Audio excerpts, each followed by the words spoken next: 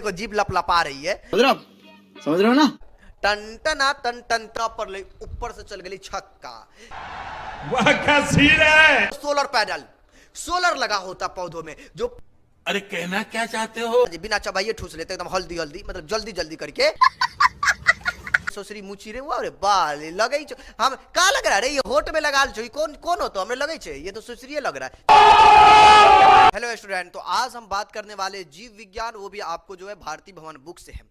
अगर आप पलटते तो कुछ इस टाइप से आपको देखने को मिलेगा। बोलेंगे जी सर बुक तो इस टाइप से, लेकिन हम लोग को पढ़ने का तरीका थोड़ा अलग होगा। अलग ये होगा कि इसे जो है आपको अलग तरीके से पढ़ेंगे, मतलब सेम टू सेम ऐसे नहीं लिखा हुआ नहीं पढ़ेंगे। मतलब उसका जो मेन टॉपिक है, जो इसके अंदर से निकाल कर जो अच्छी चीजें हैं और जिसे हमारे लिए इंपॉर्टेंट है, वैसे चीजों को हम लोग लेकर क्या करेंगे, पढ़ेंगे। ठीक है, ठीक, तो ये चीज है। तो आज का क्लास एकदम से हंसते खेलते खत्म हो जाएगा, वो भी पूरा चैप्टर समझ रहे हो ना, पूरा एक चैप्टर एक क्लास में। 1 घंटा तुम अपना टाइम दे दो, आप आज का ये वाला जो चैप्टर है ना समाप्त हो जाएगा, 1 घंटा मात्र। ठीक है, तो आइए सबसे पहले हम इसमें समझते हैं कि जीव विज्ञान होता क्या है। जीव विज्ञान के बारे में, जीव विज्ञान होता क्या है यार, क्या है मामला जीव विज्ञान का, क्या है। तो चलिए, अगर आप लोग नए बच्चे हैं, जितने भी सभी क्लास को शेयर कर दीजिएगा, अगर पुराने बच्चे वो भी शेयर कर दीजिएगा, लाइक भी दबा दीजिएगा, अगर आप जो है वो सब्सक्राइब भी कर लीजिएगा। तो फिलहाल हम बात करते हैं बायोलॉजी। ओ यार, बायोलॉजी का बात तुमने कभी सुना है? व्हाट इज बायोलॉजी, कोई पूछ दिया तो व्हाट इज जीव विज्ञान, जीव विज्ञान क्या होता है। तो इस बात को अगर समझने के लिए पहले तो हम बात कर ले डिफिनीशन क्या कहता है इनका। रट्टा नहीं मारना, सिर्फ समझ लेना। जीव विज्ञान किसे कहते हैं? कहते हैं प्राकृतिक विज्ञान की 3 विशाल शाखाओं में से एक है। 3 विशाल शाखा, समझ रहे हो कौन 3 विशाल? बोलो बोलो। एक भौतिकी हो गया, रसायन हो गया, और एक अपना ये है, जिसके आपके अंतर्गत जीवों का अध्ययन किया जाता है। क्या किया जाता है? सिंपल सी बात कर लेना, जीव विज्ञान उसे कहते हैं जिसके अंदर जीवों का अध्ययन होता है। सिंपल सी बात ये रख लो, जीवों का अध्ययन ही क्या कहलाता है? जीव विज्ञान कहलाता है। एक शब्द में याद रखना, ज्यादा दिल पे जो है ना बात को नहीं लेनी, एकदम सिंपल सा बात है। ठीक, इसके बाद कहता बाबू बायोलॉजी, जो शब्द है ना बायो, और एक हुआ लॉजी। अब बोलेंगे सर बायो का मतलब जीवन, लॉजी का मतलब अध्ययन, तो वही चीज है। बायो का अर्थ होता है लाइफ और लोगो का मतलब होता है अध्ययन। क्लियर है, मतलब स्टडी जिसको कहते हैं। ठीक, ओके जी सर, ये बात तो हमको समझ में आ गया। बायो का मतलब हो गया जीवन, अध्ययन। चलिए आगे कुछ बताइए। अरे बताते बाबा, काहे टेंशन लेते हो। कहते हैं इस विज्ञान में हम जीवों की संरचना, कार्य, विकास, उद्भव, पहचान, वितरण, उनके वर्गीकरण को बार बार पढ़ते। क्या बोल रहा, सुनो ना मैं बता रहा हूं। कहते हैं इसमें क्या करता, कार्य को, विकास को, उद्भव को, पहचान को, इन सबको क्या करते हैं, अध्ययन करते हैं। इंसान से लेकर जानवर से लेकर पेड़ पौधे तक को भी अध्ययन करते हैं, एकदम तगड़े लेवल का। और आज का अध्ययन बड़ा मजा आने वाला है एकदम से, ध्यान दो क्या क्या। जीव विज्ञान को 2 भागों में बांटा गया। बोलेंगे सर ये तो हमको पता नहीं पता, जिसको वो देख लो। पहला है जूलॉजी, क्या है जूलॉजी, और दूसरा क्या है आपको जो है बोटनी। क्या है बोटनी? बोलेंगे सर जी जूलॉजी मतलब जंतु विज्ञान। अरे भाई, किसी को जंतु का डॉक्टर बनना है, इंसानों का डॉक्टर बनना है, तो ये वाला काम लेगा। जिसको पेड़ पौधे वाली बातें करनी है तो वो बोटनी की बात करेगा, मतलब आपको जो है वनस्पति विज्ञान लेता है ना। 2 चीज है यार, अलग अलग चीज है ना। किसी को कुछ का अलग अलग डॉक्टर होते हैं ना, उसकी बात। अभी 10th में तो उतना ज्यादा ये नहीं होता, बाद बाकी आगे आप ग्रेजुएशन करते तो अलग अलग करते हैं। कहते हैं जीव विज्ञान सब जो है ना 1802 में लैमार्क और आपको जो ट्रेविरेनस ने दिया था। कौन? जीव विज्ञान जो शब्द है वो आपको 1802 में ये आदमी ने दिया था, ये साहब ने दिया था। उसके बाद है अरस्तु को कहते हैं जीव विज्ञान का। डायरेक्ट कोई पूछ दे कि जीव विज्ञान का बाप कौन है, फादर या जनक, तो उसको डायरेक्ट अरस्तु कहते हैं। ठीक है, लेकिन ये जंतु विज्ञान के पिता भी कहा जाता है। किसका? जंतु विज्ञान, जंतु। तो बोलेंगे सर वनस्पति विज्ञान का पिता, अरे बाबा इनका भी बाप है। इनका बाप जो हम लोग किसको कहते हैं भाई, जीव विज्ञान का या थियोफ्रेस्टस को जो है ये आपको वनस्पति विज्ञान का कहते हैं। वैसे जनरली अगर आप पूछे जीव विज्ञान का फादर कौन है तो अरस्तु कहेंगे। ठीक है, आइए अब हम बात करेंगे आपका जो बुक है भारती भवन किताब है। ध्यान दीजिएगा, इसमें टोटल कितने चैप्टर है? 8 चैप्टर है। विषय सूची में पहला आज अभी जो हम स्टडी कर रहे हैं वो जय प्रकरण की स्टडी कर रहे हैं। कौन सा प्रकरण? जय प्रकरण। उसके बाद शोषण पढ़ेंगे, परिवहन पढ़ेंगे, उत्सर्जन, नियंत्रण, समन्वय, जनन, और ये आपको आनुवांशिकता, हमारा पर्यावरण। इन 8 चैप्टर को हम लोग पढ़ेंगे। मतलब आप 8 वीडियोस कर लेंगे, आपकी कहानी खत्म है। सर 8 वीडियोस में पूरा? कोशिश तो यही है भाई, आगे देखते आगे आगे होता है क्या। चलिए फिलहाल अब मुद्दे की बात करते बच्चे। अब अपनी कुर्सी की पेटी बांध लो, क्योंकि हम लोग जो है अब चैप्टर स्टार्ट कर दिया हूं जय प्रकरण का। इससे पहले छोटी सी बातें मैं आपको इंट्रोडक्शन करवा दूं कि सजीव होते क्या है। बोलेंगे सर कौन सा सजीव? जो खाता पीता है, जो ठूसता है पेट भर के, ऐसा ही कुछ बातें होने वाली है। बोलेंगे व्हाट इज सजीव, क्या होता है सर बताइए ना। चलो मैं इनके बारे में थोड़ी सी चीजें आपको बता दूं। कहते हैं सजीव जो अपने आसपास में, सिंपल सी बात है, बचपन से पढ़ते हैं, जो सांस लेता हो, चलता हो, फिरता हो, सिंपल सी बात है, जिसमें जान हो वो सजीव कहलाते हैं। जानवर, वृक्ष, इंसान सब आ जाते हैं। निर्जीव जो आपको जान ना हो, उसमें सांस उस लेने का चक्कर ना हो, हाँ, तो वो ये चीज तो हम लोग बचपन से जानते हैं। ये इंट्रोडक्शन था एक्चुअली, ठीक है, सजीव और निर्जीव का। ठीक, अगर आप फिगर देखना हो तो कुछ इस तरीके का आप देख सकते हो कि जो सजीव होते वो ये सब होते। बोलेंगे सर ये सब तो आपको सजीव में आ गया, ये आपको जो है नॉन लिविंग, मतलब जो आपका निर्जीव है, जो ये चीज आता है। बोलेंगे सर हमने तो सजीव का मामला समझा, निर्जीव का मामला समझा, आगे बताइए ना क्या है मामला। अब बात करेंगे जय प्रक्रम, होता क्या है, किसे कहते जय प्रक्रम। आ जाओ इसके बारे में भी डिस्कशन कर लेते। वैसे आप लोगों ने डिफिनेशन जरूर याद रखा होगा कि वे सारी क्रियाएं जिनके द्वारा क्या होता है, जीवों का अनुरक्षण होता, वो जय प्रक्रम कहलाती। बोलेंगे जी सर जी, ये बात तो हमको पता था कि जय प्रक्रम उसे कहते हैं जिसमें क्या होता है, जीवों का आपको क्या होता है, अनुरक्षण होता। बोलेंगे सर ये मामला हमारा कुछ समझ में ना आ रही सर जी, दो चार कुछ और इसमें डिस्कशन करिए ना जय प्रक्रम के बारे में। ये एक चीज याद रखिएगा बाबू, जय प्रक्रम में कुल मिला के 4 चैप्टर आ जाते हैं। बोलेंगे सर जी कौन कौन, शोषण आ गया, जय प्रक्रम, तो ये आपका जो हमारा शोषण है, दूसरा चैप्टर इसका शोषण होता है। उसके बाद क्या होता है, उत्सर्जन होता है, परिवहन, चारों जय प्रक्रम के अंतर्गत ही आता है एक्चुअली, ठीक है। हाँ जी, अब देखिए पहला इसमें हम लोग बात करेंगे पोषण, ये आ गया आपको। देखिए हम लोग क्या करते हैं, जीवों का इससे अनुरक्षण होता, पोषण नहीं लेंगे तो भगवान की कसम हम लोग जो है क्या है, भगवानपुर जाएंगे, मतलब क्या रे मर जाएंगे। मामला ये है। पोषण देखो ऑब्जेक्टिव 2 नंबर में पूछ देता व्हाट इज पोषण, पोषण क्या है या शोषण क्या है, इस टाइप का डिफिनेशन पूछ देता है। बोलेंगे फिर क्या करेंगे सर, बोलेंगे सर वह विधि जिससे जीव क्या करे, पोषक तत्वों को पोषण एकदम ठूस ले। क्या करते हो हम लोग, खाना खाते हैं ना जी, एकदम भर भर के ठूसते हैं ना जी एकदम से, हाँ जी। और दूसरे का अगर शादी हो और पहुंच गए बराती में तो 2 रोज पहले से भूखल रहते हैं और वहां जाके और बढ़िया से ठूसते हैं, ठीक, यहां तक अटका देते हैं खाना खा के, ऐसा होता है ना। उसी की बात करें, क्या करते हैं हम लोग, ऐसा चीजें जो हम लोग क्या करते हैं, भोजन के रूप में ग्रहण करते हैं। जैसे यहां ध्यान दीजिएगा कि ये लोग क्या करते हैं, हम लोग इस सबको क्या करते हैं, भोजन के रूप में खाते हैं, हमें न्यूट्रिशन मिलता है और इससे हमारी क्या होती है, बॉडी की ग्रोथ होती है। दिस इज पोषण। पोषण का ये, पोषण को यहां पर डिफिनेशन के तौर पर अगर आपको नोट करना हो तो आप लिख सकते हैं, वह विधि जिससे जीव पोषक तत्व को क्या करता, ग्रहण करता हो। क्या करता हो, ग्रहण मतलब ठूसता हो कुल मिला के अपने भाषा में, तो पोषण कहलाता है। दूसरा डिफिनेशन ये है भाई, यह प्रक्रिया में जिसके द्वारा क्या होता है, हम पोषण प्राप्त करते हैं, वृद्धि होता है, पुनर्निर्माण होता है, स्वस्थ, भाई सब उसी में आ गया। तो ये क्या होता है, पोषण का अलग अलग डिफिनेशन हुआ। कोई आदमी पूछे पोषण किसे कहते हैं, जो हम लोग खाते हैं पीते हैं उसी को हम लोग पोषण कहते हैं। किताबी भाषा में वह विधि जिससे जीव पोषक तत्वों को ग्रहण करता हो, उनका उपयोग करता हो, पोषण कहलाता है। ये कौन सा विधि हुआ, मतलब ये आपका जो है किताबी भाषा हुआ, ठीक है। ये कौन सा, तो ये किताबी भाषा हुआ, ठीक है। इसके बाद हमारा पास जो आता है, ये आप ध्यान दीजिएगा कि पोषण की कुछ विधियां हैं। पोषण की क्या है, विधियां। बोलेंगे सर कौन सी विधियां, बोलेंगे सर पोषण की विधि, इनके पास भी कोई विधि है, बनाने उनाने का तरीका। अरे यार ज्यादा तुम टेंशन ले रहे हो, देखो मैं बताता हूं ना क्या होता है। कहते हैं जीवों में पोषण की मुख्य 2 विधि होती है। ऑब्जेक्टिव में पूछ देता बच्चे की पोषण की कितने विधि होती, तो याद रखेंगे पोषण की मात्र 2 ही विधि होती है। बोलेंगे कौन कौन, पहला बोलेंगे सर स्वपोषण होता है, दूसरा होता है आपका परपोषण। क्या होता है, स्वपोषण, दूसरा परपोषण। बोलेंगे सर व्हाट इज स्वपोषण, कुछ मामला पल्ले नहीं पड़ रहा सर, स्वपोषण क्या।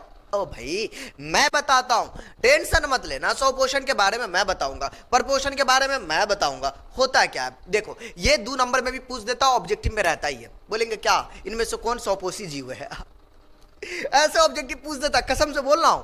हाँ जी सीरियस रहो मेरी बात का तुम लोग सीरियस रहना, ठीक है। कहते हैं स्वपोषण, कहते हैं ऐसे जीव जो अपने भोजन के लिए अन्य जीवों पर आपको निर्भर न रहकर अपना भोजन स्वयं संश्लेषित करता। बोलेंगे ऐसा जीव हो, ऐसा जीव हो जो अपना भोजन न सिर्फ खुद से बना ले, स्वयं बनाए, मतलब क्या, स्वयं बनाए स्वयं ठूसे। हाँ जी, कुल मिला के वो क्या कहलाता, स्वपोषी कहलाता। बोलेंगे सर एक एग्जाम्पल, पेड़ पौधे, ये जितने भी पेड़ पौधे धरती पे है ना बाबू, हाँ जी, नहीं कुछ अलग भी चीज है, परजीवी में भी आ जाता है वो चीज है। ऐसे पेड़ पौधे होते हैं जो आपको अपना भोजन स्वयं बनाते हैं, जो प्रकाश संश्लेषण की मदद से बनाते हैं, ठीक है, वो आपको स्वपोषी कहलाते हैं। जितने भी पेड़ पौधे होता है, वो पेड़ पौधे को चाहिए क्या, बोलेंगे सर जी पेड़ पौधे को कुछ नहीं, वो मुजरा करेंगे। अरे बाबा ये नहीं क्या करते, ये डांस उन्स नहीं करते। फिलहाल देखो इसे चाहिए ये बाबू कि आपको सनलाइट चाहिए ताकि प्रकाश संश्लेषण मिले। उसके बाद क्या होता, क्लोरोफिल की मदद से क्या करता, एब्जॉर्बिंग करता ना। हाँ जी, फिर हम लोग को यही ऑक्सीजन देता, याद रखोगे। जितना अगर हमें जिंदा रहना है तो इसे भी जिंदा रखना पड़ेगा, अन्यथा ये दुनिया क्या होगी, समाप्त हो जाएगी। जिस दिन ये समाप्त हुआ उस दिन क्या होगा, हम लोग समाप्त हो जाएंगे। ये जिंदा है तो हम जिंदे, हमें पेड़ का संरक्षण करना है, ठीक है। हाँ जी, और जब पढ़े लिखे आदमी नहीं करेंगे तो क्या मूर्खवा करते रे, वो तो कांटे पे लगा रहता है, ठीक। अगर एक काटे तो 4 लगाएंगे, इस चीज का ख्याल रखेंगे, ठीक। जरूरत पड़े तो काट दो, लेकिन अगर एक काटे हो तो 5 लगाओ, 10 लगाओ, ठीक है, लेकिन लगाओ भाई। वैसे ही सब अपना घर उर बना के, रोड बन के पूरा पेड़ की कहानी खत्म हो चुकी है, ठीक है। इस चीज पे जरूर गौर करिएगा मेरी जान, जरूर गौर करिएगा, ठीक है। आइए, तो कोई स्वपोषण का डिफिनेशन पूछे तो आप बोल दीजिएगा ऐसे जीव जो अपना भोजन खुद से बनाता हो स्वपोषी कहलाता है, ठीक है।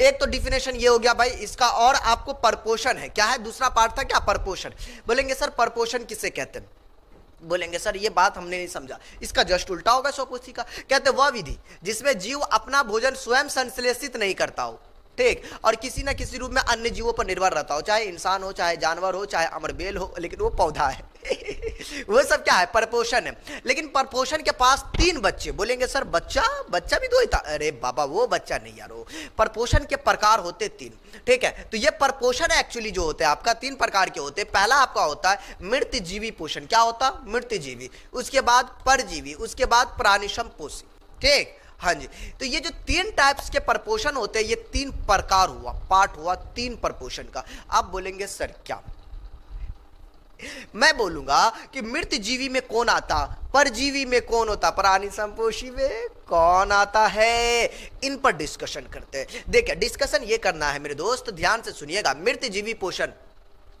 कहते हैं इस प्रकार के पोषण में जो होता ना, वो जीव जो होता, जीव जंतु पौधे के शरीर से, बोलेंगे सर पौधे के शरीर से, बतवा हमारा तो पल्ले ना, सुनो ना थोड़ी सी बात सुन ले रे हल्दीली वाला, कहाँ ध्यान देता, यहां ध्यान दो। कहते हैं इस प्रकार के पोषण में जीव मृत जंतुओं और पौधों के शरीर से, मृत जंतु मरा हुआ कोई जीव हो या पौधे के शरीर से या मरा हुआ कोई पौधा हो, अपना भोजन अपने शरीर की सतह से, कौन के सतह से, अपने शरीर की सतह से, ठीक, घुलित कार्बनिक पदार्थों के रूप में अवशोषित कर दे। बोले सर जी हम ना समझ लिए, अरे देसी अंदाज में समझ ना। कहते हैं ऐसा जीव जो सड़ी गली चीजों से अपना भोजन प्राप्त करता है वो मृत जीवी कहलाता है। बस भाई गेले जो 2 नंबर दे देते, समझे। अरे मरल समझता ना रे, मरी हुई समझता ना, मरा हुआ, हाँ जी उसी की बात कर रहे हैं, उसी को मृत जीवी कहते हैं, उससे जो प्राप्त करता हो। जैसे आपको क्या कहते हैं, यह गोबर छत्ता, कभी देखा रही छतरी, बचपन में जो है ना गोबरा पे उग जाता था, ठीक है, हाँ जी गोबर पे, तो क्या करते बचपन में ऐसे तोड़ लेते थे, पता नहीं था कि होता क्या है। इसको मशरूम भी कहते हैं, कवक भी कहते हैं। ये जो मशरूम है तो ये जो है सरी गली चीजों से अपना भोजन प्राप्त करता है। बोलेंगे वाह सर वाह, आजा वैसे बहुआ तेरी बलैया ले लूं, बात समझा मेरी। तो ये हो गया, ये देखो ये जीवाणु है, कोरोना वायरस का चचेरा पोता, वायरस था, ये जीवाणु है, ये भी सरी गली चीजों से प्राप्त करता। हाँ जी, जहां मर गया वहां पे ये हो गया। जानते करते हो जीवाणु कीटाणु किस तरीके से होता है, ये चीजें देखो कुछ इस तरीके से। पौधा जो है ना, पौधा का जो पार्ट सड़ जाता ना या फिर सूख जाता, वहां से पानी उनी पड़ गया, चिंदी टूटी लग गया, तो वहां से क्या होता है, ये उगने लगता है। देखो कितना बड़का कमीना चीज है ये, इंसानों में भी और इसमें भी। देखो बनाया ये पौधा अपना खाना बना, अरे बाबा मरा हुआ तो ये तो खा ही सकता ना, फिर दिक्कत क्या है। हाँ जी, ये इसके बॉडी से खाता, मैं तो कुछ और सोच रहा था। हाँ जी, इसका बॉडी, ये पौधे हैं, इनकी बॉडी से ये अपना भोजन प्राप्त कर लेता है। लो भाई, हाँ जी यही चीज है, दूसरों से ये खुद खा रहा है। तो ये मृत जीवी में आता। पूछेगा बेटा कि इनमें से कौन मृत जीवी में आता है, ठीक है, तो आपको याद रखिएगा जैसे मशरूम हुआ, कुकुरमुत्ता इन्हीं की बात हो रही। तो ये मशरूम ये सब क्या होता है, मृत जीवी होता है। कवक जीवाणु ये सब क्या है, मृत जीवी है, मरी हुई चीज से प्राप्त करता है। क्लियर है सर जी, आगे बोलिए ना आगे बोलते हैं। कहते हैं बच्चे परजीवी पोषण क्या है, आपको परजीवी पोषण कहते हैं जब कोई जीव, परजीवी मामला नहीं समझे सर जी, अरे खुजलाना बंद करो यार। कहते हैं जब कोई जीव किसी दूसरे जीव से अपना भोजन प्राप्त करता हो, पोषण की वह विधि से परजीवी। बोलेंगे अब क्या, देखो परजीवी में होता ही है, इस ससुर के नाती जो है ना जिंदा जीव से प्राप्त करता, लेकिन मृत जीवी में मरा हुआ चीज से अपना भोजन प्राप्त करता। बोलेंगे सर पल्ले नहीं पड़ा, हाँ जी कुछ तो गड़बड़ है। गड़बड़ कुछ नहीं मेरी जान, यहां पर देखने की यह बात है कि परजीवी कहता ऐसा जीव जो आपको अपना भोजन किसी दूसरे से प्राप्त करता हो, लेकिन वो जो दूसरा होगा वो जिंदा होगा, वो भूतनी वाला अपने के लिए खाना बनाता होगा और ठूसता होगा। ये समझ रहे हो, खाना अपने लिए लेकिन ठूसता है। सर एग्जाम्पल बोलेंगे, सर एग्जाम्पल व्हाट एग्जाम्पल, तो बोलेंगे सर एग्जाम्पल इसका है क्या, तो हम बताएंगे भाई एग्जाम्पल है मच्छर। खाना हम लोग खुद के लिए बनाए, बॉडी खुद के लिए बनाए, मच्छर आकर डंक मारता, तो ये क्या हुआ, परजीवी हुआ। बोलेंगे सर आगे क्या होगा, मच्छर के बाद जो हो जाए, जैसे हमारा जोंक, अरे बाबा वो भी दूसरे से आपको प्राप्त करता है, नहीं तो वो भी परजीवी में आ गया। नहीं तो ये सब चीजें जो दूसरे जीव से प्राप्त करता हो, नहीं अगर जानवर में बात कर ले तो जानवर में क्या होता, एगो जूई होता, जानवर में अटगोरवा वाला जूई सुने हो, बकरा बकरी में होता, इंसानों में जू होता, वो सब परजीवी है, वो सब परजीवी है। भोजन हमारा, बॉडी हमारा, हमारे अंदर का खून आके वो ठूसा। बताओ पौधे में भी होता ये काम। पौधे में एक ऐसे भी पौधे हैं जो खाना खुद नहीं बनाता, दूसरों का हक मारता है, जैसे अमरबेल का पौधा, अमरबेल वो लता होता है, फोटो वोटो सब दिखाएंगे, ठीक है। ओके जी, आइए तो ये देखो परजीवी पोषण किसे कहते हैं, आप उसका डिफिनेशन दे सकते हो, ऐसा जीव जो किसी दूसरे जीव से अपना भोजन को प्राप्त करता हो, ठीक है, तो वो कहलाता है परजीवी। जैसे मच्छर ये बाहर होता, कुछ जैसे पौधों में जैसे अमरबेल होता है, ठीक है। बोलेंगे कई जंतु है, बोलेंगे सर जंतु भी होता है, जैसे जोंक, गोल कृमि, hook worm, tape worm, Entamoeba, histolytica, malaria परजीवी, ये सब क्या है, ये सब परजीवी है। तो पेटवा में देखता है रे, पेटवा में ऐसा होता है जिसको चाली उली भी कहते हैं, पता नहीं आप लोगों के भाषा में क्या कहते हैं, पेटवा में भी गोल कृमि सब होता, पेट के अंदर कीड़ा होता। हाँ यारो, खाना हम लोग का बना हुआ, हम लोग का ठूसे, हम लोग इतना मेहनत करके खाएगा, ये ऐसा होता कभी नहीं देखो यार, अब पता नहीं तुम देखे कि नहीं देखे हो। हाँ जी, पेटवा में रहता है, बोलता बुआ पेट में कीड़ा भय गया, जाके मुआ में दवाई खा लेते हैं, ठीक। अब तो दवाई ऐसा आ गया कि उसको गला देता है, दिखता नहीं है, वरना मल के रूप में पहले दिखता था, ठीक है। हाँ जी, चाली जिसको कहते थे, एक बोर के जैसा होता है, ठीक है। हाँ जी, तो ये चीजें है लाल, ठीक। तो ये कई जंतुओं में होता है। प्राणियों में जो होता है बाबा, जू भी बड़ा फेमस ऑब्जेक्टिव में पूछ देता, परजीवी में इनमें से कौन परजीवों में दे देता, जू, चिल्लर, ऐसा ऐसा कुछ दे देता, जिलोई। तो ये आपको जानवरों में भी ये होता है, ठीक है, बाल वाले जानवरों में। चिलवा भी उसी को कहते हैं, जूई का चचेरा पोता। बोलेंगे सर आपने यहाँ पर एक बात बोला, एक हमने बात किया था हुक वर्म, ये होता क्या है, टेप वर्म, ये क्या होता है सर, हमको बताइए ना सर जी, बताइए ना बड़ा। तो अरे बाबा बता रहे। एंटमीबिया क्या होता है, हिस्टोलिटिका क्या होता है, मलेरिया परजीवी क्या, इन सभी को जो है बुक में ज्यादा डिफिनेशन नहीं दिया, लेकिन हम थोड़ा सा समझा देता हूं, ठीक है। आइए तो कहते हैं हुक वर्म जो होता है बच्चे, देखो ये क्या होता है, हुक वर्म एक इन्फेक्शन होता, ये भी गोल कृमि ही होता, देखो कुछ इस टाइप का होता, मैं थोड़ा जूम करके दिखा दूं, देखिए कुछ इस टाइप का आपको हुक वर्म होता है। ये पाँव में कट उठ गया, कहीं कहीं से आपको हो जाता है, ठीक है, ये इस तरीके का आपको होता है, देखो ना माइक्रोस्कोप की मदद से दिखाया गया, ठीक है। हाँ जी, तो इस टाइप का होता है बच्चा। अगर क्वालिटी भद्दा का भी दिखता हो तो आप क्वालिटी एडवांस सेटिंग में जाके 480p में देख लेना, ठीक। हाँ जी, 480p में, 720p में देखना, एकदम खूबसूरत दिखेंगे, एकदम खूबसूरत, एकदम दनादन, एकदम दंदनी पकड़ लेगा, ठीक है। कहते जिनके घरों में कुत्ता या बिल्ली पाले जाते हैं बाबू, ठीक है, यह संक्रमण त्वचा से होते हुए पेट तक जाता है। यदि गर्भवती महिला को अगर हो गए ना, मान लो ऐसा संक्रमण हो गया ना, कुत्ता बिल्ली से, मतलब किसी इंसानों में हो गया ये बीमारी या चीज, ये कीड़ा चला गया हो, किसी भी प्रकार से अगर हो जाता है, तो क्या होता है, अगर वो अगर यहाँ पे जैसे कह रहा है कि वो महिला अगर संक्रमण है, तो उसका जो गर्भ, समझ लो ना, जो पेट में बच्चे होते, पेट नहीं कहते ना, गर्भ कहते हैं ना जी, हाँ जी, उसके अंदर क्या होता है, आपको गर्भाशय में जो शिशु होता है उसका विकास रुक जाता है, विकास रुक गया, हो सकता है मृत्यु तक हो जाए, तो ये चीजें होता है। तो इसलिए हम लोग को इस चीज को याद रखना बच्चे। टेप वर्म इसे कहते हैं दिमाग में घुसने वाला कीड़ा, ये जो कुछ इस टाइप से होता है, ठीक है। पहले मैं इनके बारे में कुछ बता दूं, ये जो होता है ना, देख रहे हो, ये भी गोल कृमि है, गोल है ना, इसलिए गोल कृमि का प्रयोग करते हैं। तो ये देखो, ये आंख, हमको तो लग रहा है ससुर के नाते इधर ही देख रहा है, एकदम डस लेगा, हाँ ऐसा वाला चक्कर है, एकदम डसने वाला है। हाँ जी, हम लोग भी आगे बनाएंगे, मैं नागिन ना बिन बजा दे, नहीं यार बिन नहीं बजाएंगे, बाद में इसके साथ हम लोग डांस करेंगे, ठीक है। ओके जी तो फिलहाल हम बच्चे कह रहे थे कि ये दिमाग में घुसने वाला क्या होता है बच्चे, ये कीड़ा होता है। बोलेंगे ठीक है सर जी, ये दिमाग में घुसने वाला कीड़ा होता है। ओके, जो इसको बवर है, को टेप वर्म या फीता कृमि भी कहते हैं, ठीक। यह कीड़ा खाने के साथ साथ पेट में, आंतों में इसमें चला जाता है, बड़ा गंदा कीड़ा होता है, ये मस्तिष्क तक पहुंच जाता है। यह कीड़ा जो है जानवरों के मल में भी पाया जाता है, मल का मतलब समझते हो ना, पैखाना जिसको कहते हैं, उनकी बात हो रही है। और वैज्ञानिक के मुताबिक टेपवर्म से होने वाले संक्रमण को टेनिसेस कहा जाता है। इस बीमारी को क्या कहते हैं, ये चीज कहते हैं, ठीक है। हो गया, तो ये आपको प्रॉब्लम कर सकता है, ठीक है। इस चीज का ख्याल रखिए, इसी ने कहते हैं साफ सुथरा रहो, अच्छे खाओ, गोभी उभी सबको अब बढ़िया से देख कर खाया करो, ठीक है। कहते हैं एंट अमीबा या हिस्टोलिटिका, ये मनुष्य में परजीवी बीमारी है, ठीक। और ये हमें क्या कर सकता है, ये भी हमको क्या कर सकता है, हमारे शरीर को अस्वस्थ कर सकता है, ठीक है। अमरबेल, देखो अमरबेल एक पौधा है, क्या है, पौधा, पौधा में यही एक परजीवी है। और भी कुछ पौधे आते होंगे जो परजीवी हो, लेकिन अमरबेल बहुत ज्यादा फेमस है।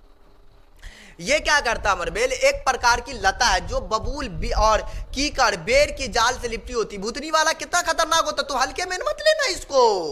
यही बकलोलवा, ये बकलोलवा क्या करेगा मालूम है, ये क्या करेगा, देखो ना, ये पेड़ जो है ना खुद से खाना बनाएगा, बनाया पेड़ ने, खाएगा, ये बोलेगा हमारा राज है। देखो ना, वो बना रहा है, पेड़ अपना खाना बनाया, वो सब कुछ किया, मेहनत वो किया, ये बैठ के खा रहा है।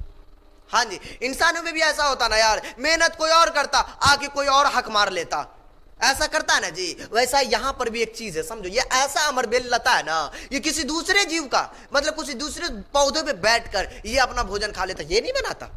हाँ जी, ये अपने आप पे बाहुबली है, ये खाना वाना नहीं बनाता, बोलता तू जो करवे कर ले, हम दिखाई देंगे, ठीक है, ऐसा वाला मामला, ठीक। लेकिन अंदर वाली बातें छोड़ो, तो फिलहाल ये वाली बातें है, ठीक है बाबू।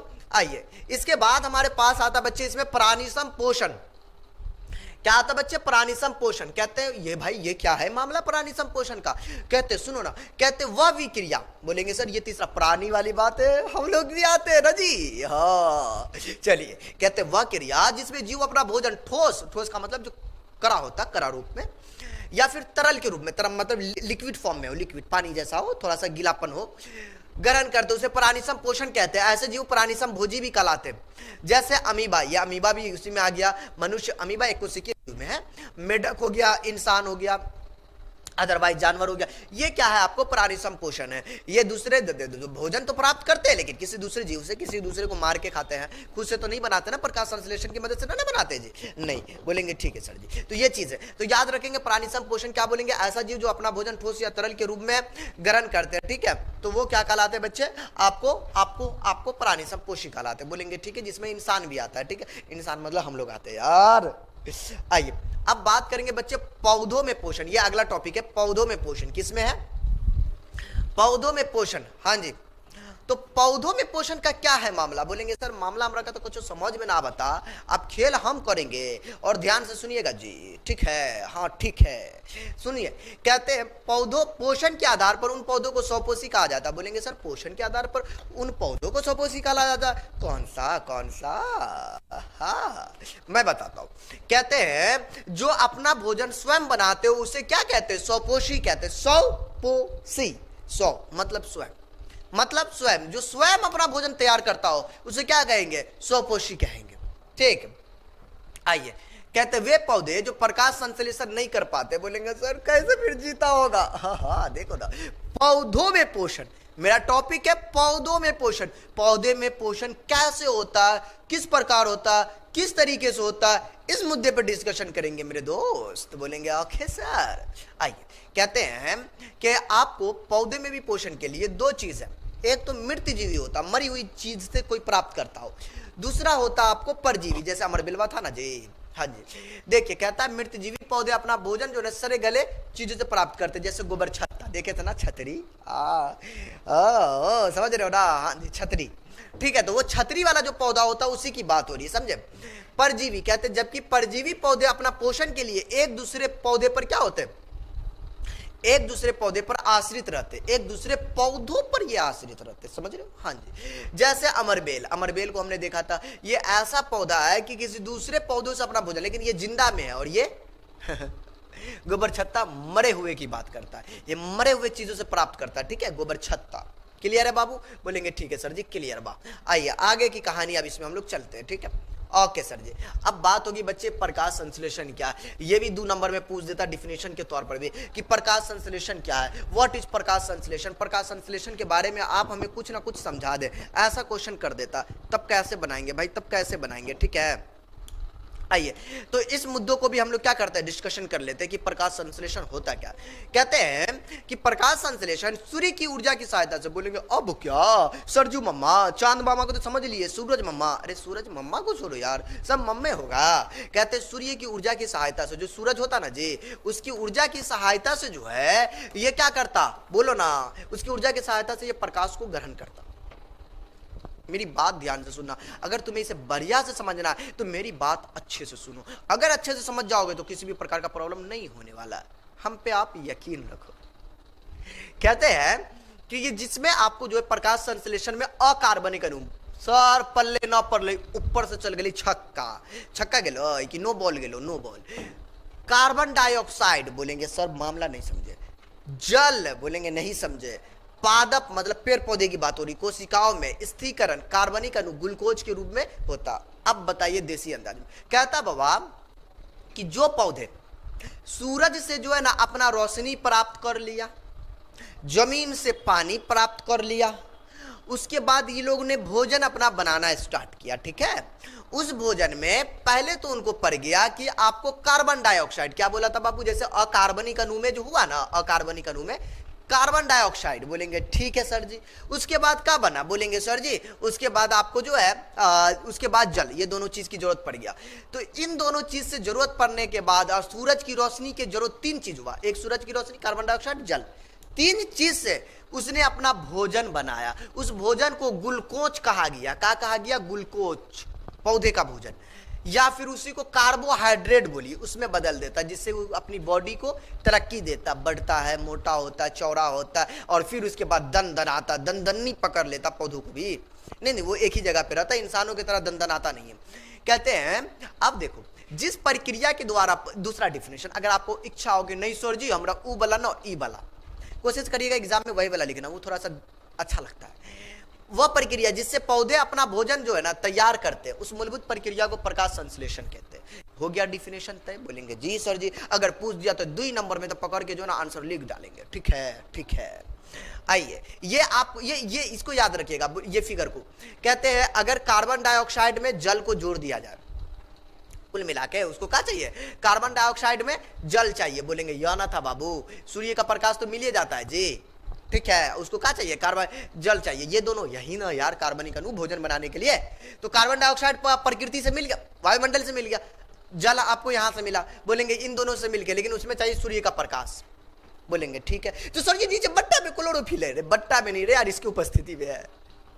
क्लोरोफिल का chlorophyll is solar panel, solar लगा होता पौधों में, जो पत्तियों में होता है, ठीक है, हाँ जी, उस पत्तियों में क्लोरोफिल होता है बेटा। वो क्या करता है, जो रोशनी आता ना, बोलता आजा बेटा आजा, मैं तुझे, नहीं गाना हो गया, बोलता आजब, आने के बाद क्या होता है, उससे क्या करता है, एब्जॉर्ब कर लेता है। क्या करता है, एब्जॉर्ब कर लेता है। क्या करता है बच्चे, एब्जॉर्ब, एब्जॉर्ब मतलब अपनी ओर खींच लेता जितना जरूरत हो, ठीक है। ज्यादा खींच लिया तो फिर सूख जाता है, ज्यादा नहीं खींचता, ज्यादा धूप हो गया तो देखते ना, एक तो मुरझा जाता है, ये चीजें। तो इनकी उपस्थिति में जो होता तो वो ग्लूकोज बनाता, यही उनका भोजन हुआ।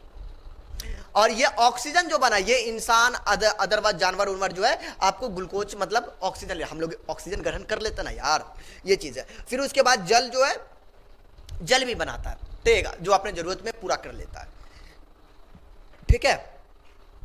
ये जो था आपका प्रकाश संश्लेषण था। बोलेंगे ठीक है सर, प्रकाश संश्लेषण का हमने मामला समझ लिया। ध्यान से सुनिएगा, क्लोरोप्लास्ट, बोलेंगे सर जी क्लोरोप्लास्ट में क्लोरोफिल वर्णक पाए जाते हैं। बोलेंगे सर ये क्या, ये ऑब्जेक्टिव क्वेश्चन के लिए बेस्ट है, याद रखना। क्लोरोप्लास्ट में क्या पाया जाता है, क्लोरोफिल। क्लोरोप्लास्ट क्लोरोफिल कहां पाया जाता है, एक्चुअली आप बात करो तो पौधे के पत्तियों की बात कीजिए, ठीक है ना, पौधों के पत्तियों में, उसके अंदर क्लोरोप्लास्ट होता पत्तियों में, ठीक है, उसके अंदर क्लोरोफिल पाया जाता है। यही है ना बाबू, ये हरा रंग देता है, ये नहीं समझा, अरे रोशनी को भी ग्रहण करता रे, सूरज के रोशनी को, हाँ जी, एब्जॉर्ब करता। और ये अधिकांश जो होता पौधों के पत्तियों में पाया जाता। बोल भी दिया ये बेटा, बोल दिया बेटे, अधिकांश, ज्यादातर जो होता पत्तियों में होता, ये बोला, ये नहीं बोला कि उसके कहीं नहीं, अधिकांश मतलब बहुत ज्यादा पत्तियों में होता। इसलिए पत्तियों को ही प्रकाश संश्लेषी अंगक कहते हैं, याद रखोगे। प्रकाश संश्लेषी अंगक किसे कहते हैं, दे देगा ऑब्जेक्टिव में, याद रखोगे। पत्ती को, पत्ती है ना भैया जी, रोशनी जो आता सूरज से, मम्मा से रोशनी ले तो लावा, यही ना सोलर पैनल है, पत्ती। अब पत्ती में क्या होता, प्रकाश संश्लेषण, सॉरी क्लोरोफिल। और एवं हरित लवक को प्रकाश संश्लेषित अंगा कहते हैं। मतलब हरित लवक इसी को बोलो, हाँ जी, फोटोसिंथेसिस यही चीज है। यहाँ देखो ना, यहाँ हरित लवक ना, क्लोरोफिल को ही बात करो तो उसको क्या कहते हैं? प्रकाश संश्लेषित अंगक कहते हैं, ठीक है, हाँ जी, प्रकाश संश्लेषित अंगक कहते हैं, ठीक। तो याद रखेंगे क्लोरोफिल को ही क्या कहते हैं बच्चे? प्रकाश संश्लेषी अंगक कहते हैं, ठीक है, हाँ जी। या पत्ती दे दे चाहे वो दे दे, दोनों में से ऑप्शन देखिएगा क्या देता है, ठीक है, उस हिसाब से आप लगाइएगा। बोलेंगे सर प्रकाश संश्लेषण का कुछ क्रिया है, कसम खाई छियो ए ना नहीं होते। है रे दादा, ए बाबा रे ये वाला क्रिया नहीं रे बाबा, मैं काम की बात कर रहा हूं। बोलेंगे क्या काम है गुरुजी? प्रकाश संश्लेषण की क्रिया विधि कहते हैं जब सूर्य का प्रकाश हरी पत्तियों पर पड़ता। बोलेंगे अब क्या गुरु? कहते हैं जब सूरज का प्रकाश जो है ना पौधों के हरी पत्तियों पर पड़ता है। बोलेंगे ठीक है सर जी। उसके बाद क्लोरोफिल ऊर्जा का अवशोषण करता है। वो तो बोलेंगे सर ये तो पहले बात है। बोलेंगे ठीक है, और इसमें जो है, इसमें याद रखिएगा, इसमें ऊर्जा के द्वारा हरी पत्तियों में उपस्थित जल दो भाग में, अर्थात एक हाइड्रोजन में और दूसरा ऑक्सीजन में विभक्त हो जाता है, ठीक। ये उसका काम है। इस काम को बताया जा रहा है कि बवा हो पौधे जो है ना उसके अंदर जल रहल छै तो दो पार्ट में टूट जाता है, एक हाइड्रोजन में एक जल में, ठीक है, हाँ जी, सॉरी ऑक्सीजन में, दो भाग में टूट रहा है। ऑक्सीजन स्टोमाटा के द्वारा बाहर निकलकर आपको वायुमंडल में मिल जाता। बोलेंगे सर स्टोमाटा क्या है? बाबा स्टोमाटा क्या होता है? पौधों के पत्तियों में पाए जाने वाला वो चीज, जैसे क्लोरोफिल बात किया ना तो वैसा स्टोमाटा होता है। उसके द्वारा क्या होता है? आपको ये बाहर निकलने का काम करता है। स्टोमाटा ऐसे खुल जाता है, ऐसे ये दिखाएंगे स्टोमाटा का आपको चित्र के द्वारा भी बताएंगे, ठीक है, हाँ जी। और हाइड्रोजन कार्बन डाइऑक्साइड से मिलकर क्या करता है? ग्लूकोज बनाता है। इनका पूरा खाने पीने का प्रोसेस। बोलेंगे ठीक है सर जी, बात तो समझ में आ ले, आगे कुछ आगे बताते हैं। कहते हैं प्रकाश संश्लेषण की जो क्रिया होती, बाबू ध्यान से सुनिएगा, यहाँ पे ये हल्दीली वाला उधर ऊपर भाग क्यों जाता बे? हाँ जी, मैंने तो बिना बोले भाग जाता ना, ससुर के नाते नखिया तोड़ दे भाई। हाँ जी, एकदम मुझौसा वाला काम करता है जी। कहते हैं प्रकाश संश्लेषण की क्रिया ना दो चरणों में संपन्न होता। बोलेंगे सर एक जब प्रकाश होता है तब, और दूसरा जो है ना जब प्रकाश नहीं होता है तब। बोलेंगे सर मतलब इसका मतलब रात को भी, मतलब आपको जो प्रकाश संश्लेषण, गंदी बात। प्रकाश संश्लेषण की क्रिया सिर्फ दिन में होता है क्योंकि सूरज मामा दिन को दिखता है, ठीक है। तो चांद मामा सूरज मामा मतलब दोनों मामा ही हुआ। चलो हटाओ भाई। कहते हैं एक तो प्रकाश अभिक्रिया जो हम लोगों ने ऊपर देखा, जो क्या होता प्रकाश में होता, जैसे आपको सबने हमने देखा ऊपर में, ठीक है। एक अप्रकाश, ये जो है ना गॉड गिफ्टेड वाला चक्कर है। इसमें क्या होता बच्चे? इसमें जो है कहते हैं इसमें यह अंधकार में होता, मतलब अंधेरा में होता है, और इसमें प्रकाश अनुपस्थित होता। अंधारा है कहते हैं ना, अंधेरी रातों में सुनसान राहों पे निकल जाता है ये। तो इसमें क्या होता है? ये अंधकार होता। क्या होता? अंधेरा में। इसमें प्रकाश नहीं होता, फिर भी ये आपको जो है प्रकाश होने या ना होने से इसमें कोई फर्क नहीं पड़ता, कोई भी प्रभाव नहीं पड़ता। प्रकाश नहीं तो फिर नहीं हो, नहीं, ऐसा कुछ नहीं है, ठीक है, हाँ जी, याद रखोगे। प्रकाश संश्लेषित का जो अभिक्रिया वो हमेशा दिन में होता है। ऑब्जेक्टिव में बहुत बार ये क्वेश्चन पूछे हुआ है कि जो प्रकाश संश्लेषण की क्रिया है वो कब होता है, ठीक है, तो वो दिन में होता है। क्या होता है बच्चे? दिन में। क्लियर है? ओके जी। तो अब हम लोग बात करने वाले हैं माय डियर स्टूडेंट, तो जंतु में पोषण की बात करते हैं। पौधों में पोषण हमने देखा। बोलेंगे जी सर बहुत बढ़िया से देखा, प्रकाश संश्लेषण के बारे में जाना, बढ़िया से जाना गुरुजी, लेकिन आगे इसके बारे में भी जान लेते हैं। जंतुओं में पोषण ये क्या कहता है? ओहो देखो, जंतु में पोषण पहले एकोशिकीय जीव की बात करेंगे, फिर उसके बाद जो है बहुकोशिकीय जीव जिसमें इंसान आ जाता है। कहते हैं कोशिकीय जीव में पहले तो हम बात करेंगे बच्चे अमीबा। बोलेंगे सर जी अमीबा का नाम बड़ा सुना है, जैसे भी बना दो अमीबा बन गया जी। याद रखो ये अभी जो जंतु में पोषण अमीबा पढ़ेंगे ये 5 नंबर में बहुत बार पूछे हुआ एग्जाम में, ठीक है। अमीबा से ऑब्जेक्टिव क्वेश्चन दे देता है, इनमें से कौन एक कोशिकीय जीव है, अमीबा अपना भोजन कैसे करता, अमीबा अपना भोजन कैसे ठूसता, ये सब बात पूछ लेता है एग्जाम में। तो पहले कहते हैं कि जंतु में भोजन के लिए पूर्ण रूप से अन्य जीवों पर निर्भर रहता। बोलेंगे जी हाँ, ये परपोषी होता। बोलेंगे ठीक है, परपोषी जंतु मृतजीवी, परजीवी या प्राणी, सब तीनों चीज हो सकता। वो मरा हुआ भी हो सकता, मतलब मरा हुआ मतलब मृतजीवी हो सकता, उसके बाद परजीवी हो सकता, प्राणी संपोषी हो सकता। बोलेंगे ठीक है जी। चलिए पहले हम बात करेंगे अमीबा में पोषण, लेकिन एक कोशिकीय जीव के लिए। किसके लिए मेरा बाबू, मेरा सोना, मेरा जिगर का टुकड़ा, एक कोशिकीय जीव। बोलेंगे सर एक कोशिकीय जीव में क्या, एक कोशिकीय जीव में क्या, एक कोशिकीय जीव में क्या, तो बोलेंगे सर जिसमें आपको जो है पहले ध्यान दीजिएगा, अमीबा में पोषण जो है देखिएगा एक कोशिकीय जीव, जैसे अमीबा, अमीबा बोलेंगे एक कोशिकीय जीव। सर आप कितना ही बात बोल दें, देखिए मैं बात करता हूं अमीबा एक क्या है, प्राणिसम पोषी जीव है, बोलेंगे ठीक है, ये भी प्राणी का रूप है, ठीक। इसके बाद जो है बच्चे यह एक मृदु जली है, मतलब आपको क्या होता है, ये पानी में रहने वाला लेकिन आपको खारा पानी में, ठीक। और एक कोशिकीय तथा यह अनिश्चित आकार का प्राणी, बोलेंगे इसका आकार कोई निश्चित नहीं होता, तो सर जी इसको मुंह नहीं होता तो फिर खाता कैसे। इसको मुंह के लिए जो है एक कूटपाद बनाया गया जिसकी मदद से वो अपने भोजन को पकड़ लेता। पकड़ने के बाद देखिए, पकड़ने के बाद मैं थोड़ा सा और डिस्कशन इस पे कर लेता हूं, फिर फिगर पे चलेंगे, ठीक है। इसके शरीर में पोषण के लिए कोई विशेष रचना भी नहीं होती है, तो कुल मिला के इनका जो मेन हीरो है वो है बाबू कूटपाद। क्या है ये कूटपाद जो है ना, हम एक फिगर को खाली समझा देंगे ना, कसम से बोल लो तुम एग्जाम में लिख दोगे कि अमीबा के पास कोई निश्चित आसान आकार नहीं होता, ये आपको एक अनिश्चित आकार का प्राणी है, ये प्राणी संपोषी जीव है, ये अपना भोजन ग्रहण करने के लिए वो है कूटपाद। ये कूटपाद है ना, इसी के मदद से भोजन को पकड़ता, बोला भोजन पकड़ा उसके बाद ले गया जी। इसका भोजन राजधानी में इसका क्या होता, पाचन हो जाता है। ये क्या होता है, भोजन राजधानी, जहां आपको पाचन होता है यहीं पर, ठीक।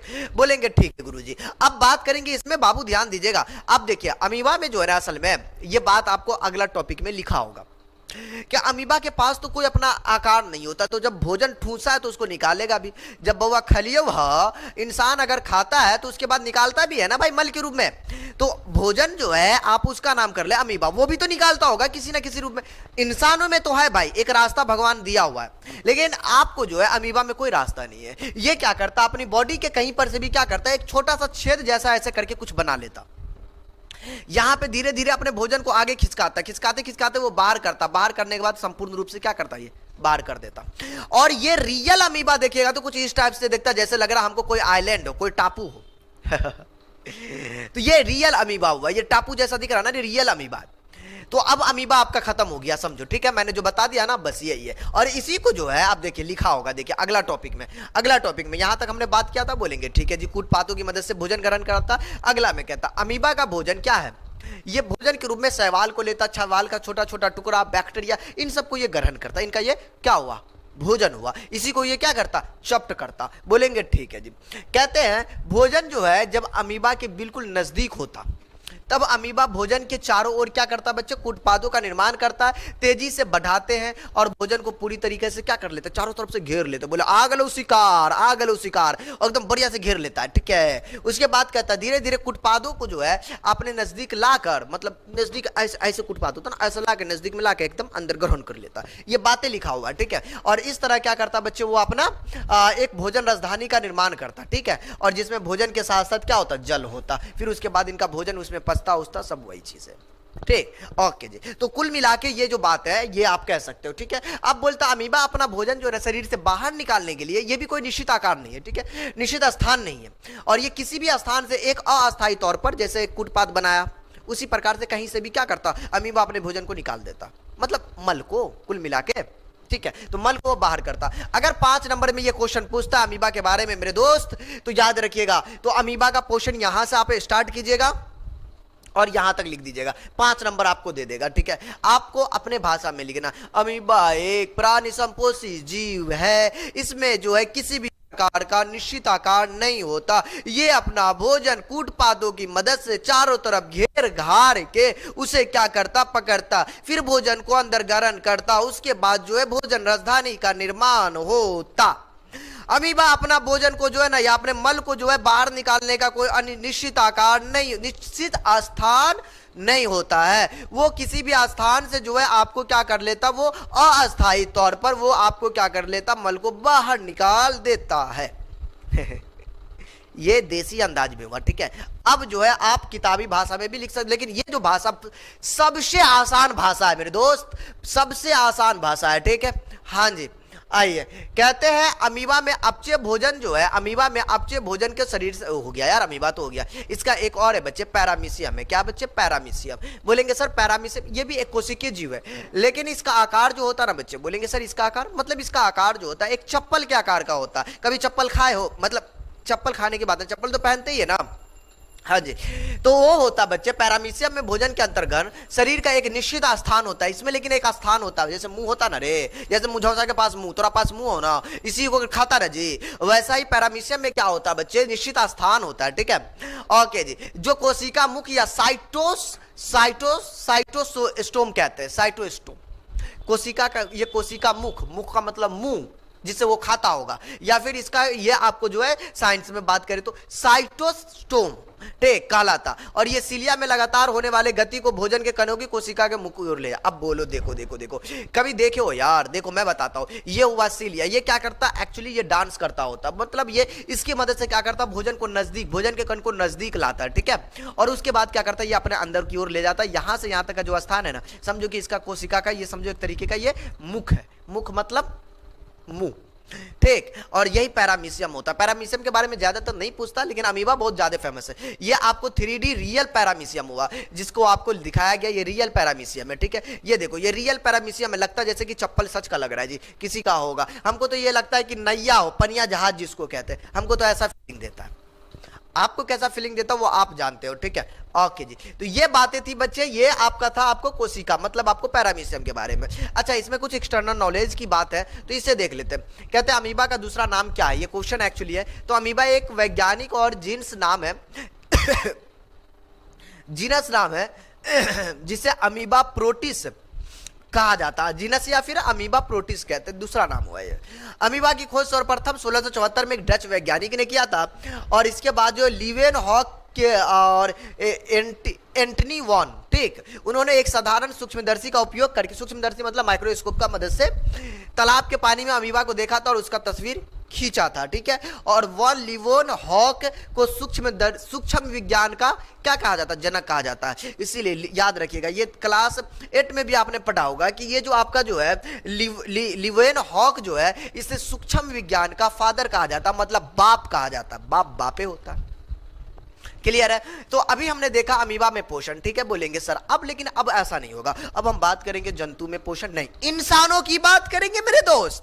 5 नंबर में क्वेश्चन रहता है भाई, देखो बायोलॉजी से 10 क्वेश्चन मैं दूंगा, वैसे पढ़िएगा ना, 10 क्वेश्चन में से 5 नंबर का 2 क्वेश्चन एग्जाम में 100% टकरा जाता है, ठीक है।